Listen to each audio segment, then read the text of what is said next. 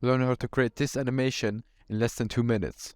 Start off by having a video clip and a text clip in your timeline. If you don't know how to add text to your video clip, then click on the first link in the description below. Now start off by going to the effects panel and search transform.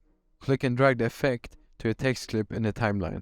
Now go to effects controls and move the blue playhead where you want the text to be fully animated by. Now click the stopwatch next to position in order to create a keyframe.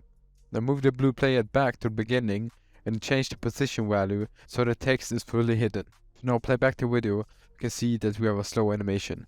You can speed it up by moving the second keyframe. Now highlight both keyframes, right click on one of them, go to temporary operation and choose ease in.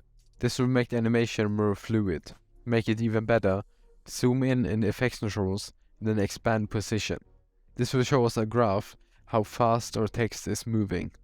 If you now drag down the first handle at first keyframe and then drag the second one closer to the first one, then we will simply create a speed ramp, which means that the text speeds up in the beginning and then slowly decreases its speed. Now drag the first handle to the left so we have a peak at the beginning and then a declining graph. We have now made a simple start animation. We want to make a start out animation, then move the blue playhead where we want to start the animation, click the circle next to position to create a keyframe for the current position values. Now move the playhead to where we want to start the end animation, then adjust the position value so the text is hidden. Now do the same thing with this graph as you did with the first keyframes. If you can't see the handles, then simply click on one keyframe to reveal them. Now make an incline graph so you have a peak at the end of the clip. We are now almost done with the animation. There's only one little thing that is still missing. That's the most important one. When the text is moving, we should not be able to read it.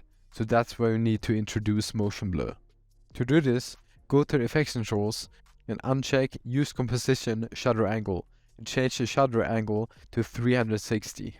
Now this animation is useless if you don't know how to color correct in Premiere Pro. So click on the next video to learn how.